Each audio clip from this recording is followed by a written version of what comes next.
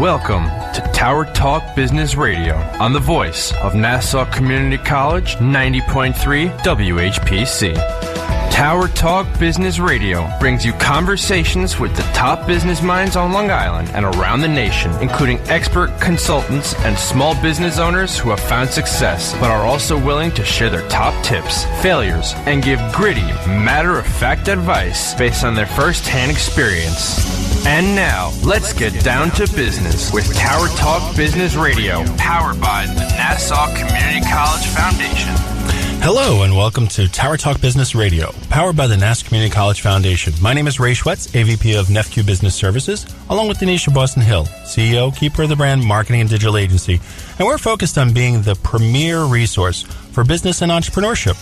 Ray and I bring you weekly advice, tips, tools, and services that will help you grow your business. Plus, we interview the top business leaders in the industry. Now, Ray, let's jump into Success Chat.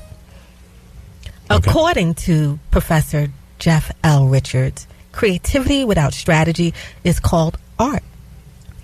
Being creative with strategy is called advertising. Now, in this digital age of advertising and business, everything is moving so quickly.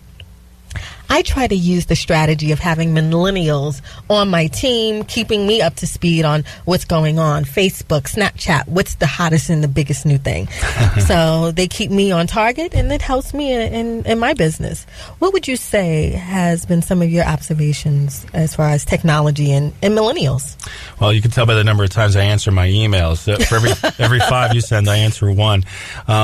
Technology, I mean, that's a challenge. But I do feel like it's, because the fact of the matter is you are accessible everywhere.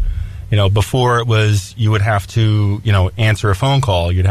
Now it's answering phone call, text, email, messaging, you name it. I'm sure there's a few things I'm forgetting there. 24/7 accessibility. Exactly. So I find that the best thing to do is just to listen to others. So like you said, kind of surround yourself with people who know what they're doing in those areas. Who may be smarter than us a little bit. I'm not going to admit that. But anyway. We love the millennials. We'll take them. Yes. And train them a little bit, too. Yes. Oh, sure. Exactly. So today, our guest helping us with business empowerment is Leilani Brown. She is the author of From Campus to Cubicle, which is pretty fantastic because I feel like that's definitely an area that we need a lot of help with.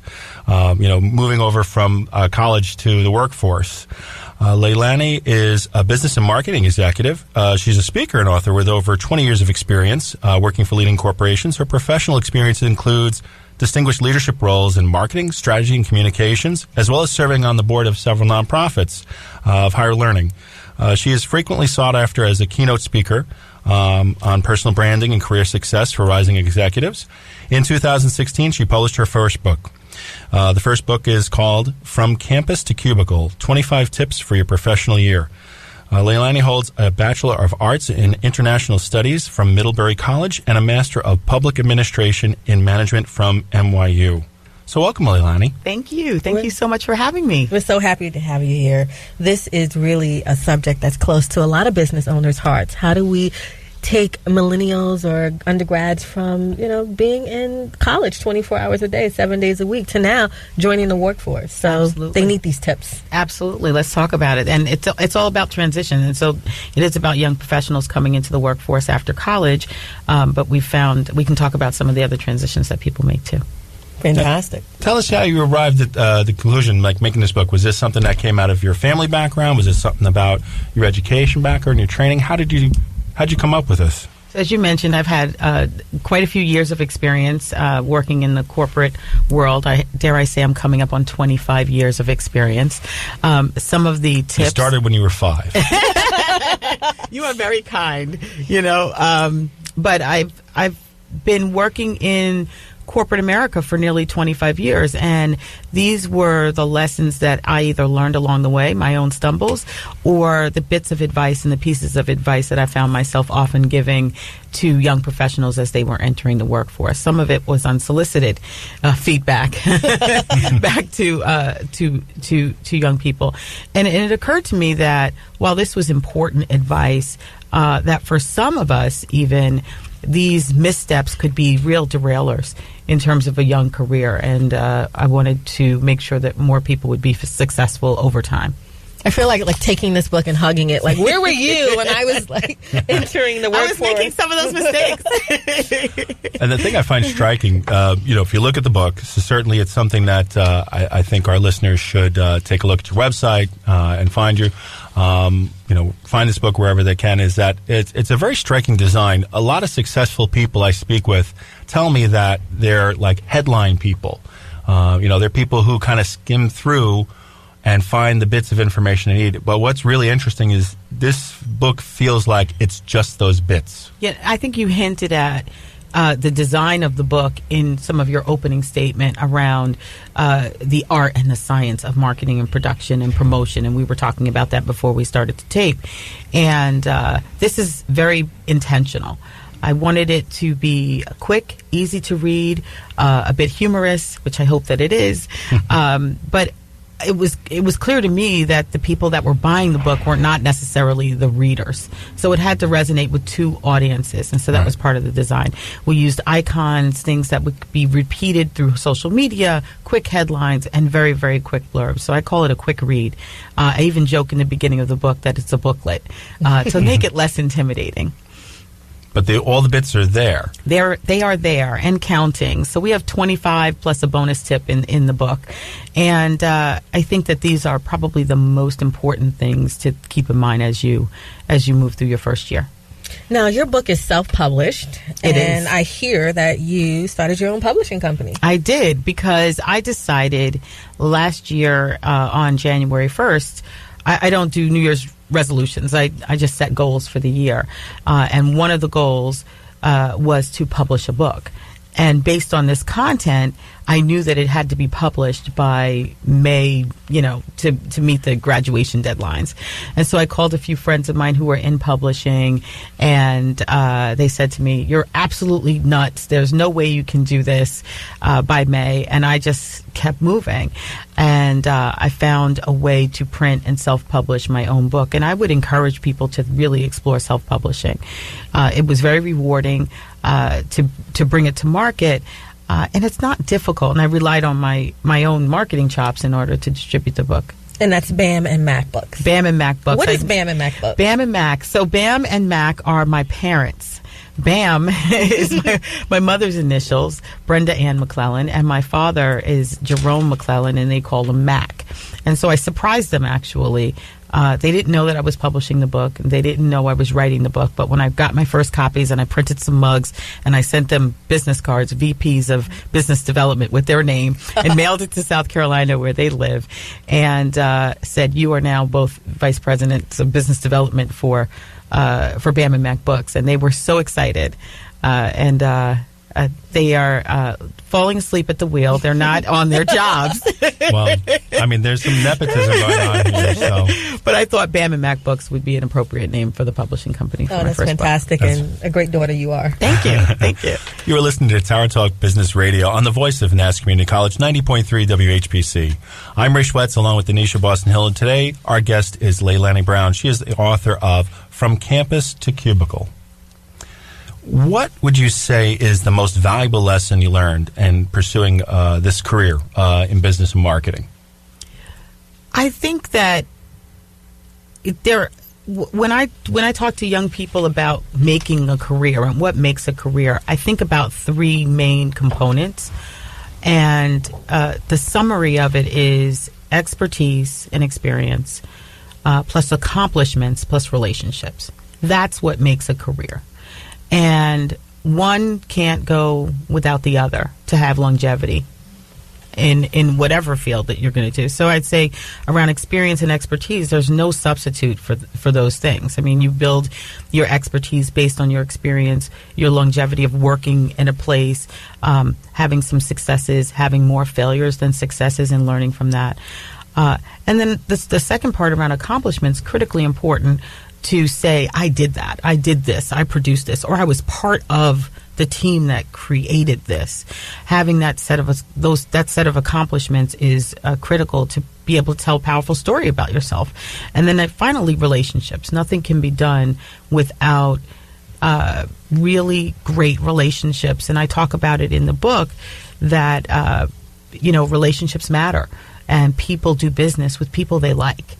They also promote and advocate for people that they like. And so there's something to be said about cultivating good, productive relationships over time. Absolutely. I'm a true believer that people do business with people they like, people they love, people they know, and people they trust. Mm-hmm. And I will tell you, full disclosure in advance, I have a hard time picking favorites. The only thing I can pick a favorite is my son. He's my favorite human being on the planet. But I will tell you that, those are the things that I find myself most often repeating as pieces of advice. Well, if you decide to have more than one child, then it gets tougher because I get asked that question all the time. I'm done. Daddy, I'm the favorite, right? I got 3 daughters. He has 3. So. You're my favorite oldest. You're my Who's favorite listening? middle. You're my favorite right now. You're my favorite oldest, my favorite youngest, my favorite middle. And you know what? You touched on something with relationship. A lot of people talk about relationship as an important thing. I always tell my oldest daughter, I said, if you can go up to someone and speak to someone and come across professionally, you're a leg up over a lot of people in your generation. Because I do feel like a lot of people kind of hide behind the technology nowadays. Mm-hmm. I think that's right. I think plain talking, clarity, and authentic to who you are, but in person. Whenever possible, or at least verbally, or on the phone. Right, pick up the phone. Take a walk. Make the visit. I challenge myself to get out of behind of the text messaging and the emails, because it really does not create a human touch. It's very different when you are looking someone in the eye and you're trying to negotiate something or ask for something. It makes a big difference. Yeah, and I know if my kids come up to me and they say, "Dad, can I have $20?" I can't say no to them in person, but if they text me, "Dad, can I have $20?" I'm going to ask you for money after the show in person. I'm sorry, honey, I didn't see that text. Oh. So to all our business listeners and our young entrepreneurs out there, grab a pen and take notes from Ms. Leilani. And I think also send a personal thank you note if you can. If email is not, very quickly, what we're prone to do is send the email as the and I think email notes, after, by the way, from a career perspective, quickly are appropriate for thank you notes, right? But we are so reliant on digital communication that the handwritten note has become a disruptor. People remember that. We don't get a lot of mail except junk mail. But now when I get a card in the mail or a letter in the mail, it's a disruptor. So that's one of the ways that in which you can differentiate yourself. It's like, aha. You're Right. breaking yourself out from the pack. Right. Think about, when was the last time you got a happy birthday card versus a text message? Or a happy birthday or a happy Mother's Day card. Well, you get a Mother's Day card, but it's just a congratulatory note in the mail as opposed to a text message that you just quickly bypass. I have to admit, though, I do like it on Facebook when I get 283 happy birthdays. I do like that. I do like that. And I came across a tip, which we should go back to later. It's not mine, but I think it's brilliant. Okay. Oh, we're going to come back to that. Yeah, later. let's come back to it. Okay. Now, with relationships, what has been the most valuable relationship? Maybe not the most valuable, because I don't know who else is going to be listening, so I don't want Don't back us to a corner. I don't want to back you into a corner. But what have been some of the valuable relationships towards your success? I've had some great bosses. I won't say who, but I will say that I've had some great bosses that have told me what I needed to hear versus what I wanted to hear, and gave me very specific, actionable feedback from a career perspective. One in particular helped me identify a developmental area for myself around people management. And it was very, very helpful versus just telling you, you're doing a great job, keep going. That's not helpful. And I'd say that we have to get comfortable with that level of feedback when people take the time to give us that feedback and they move us into a different direction. So it really helped me from a career perspective to work on that skill, but also to know when someone is really paying attention and are giving you feedback out of care and concern, and with an eye towards your own future.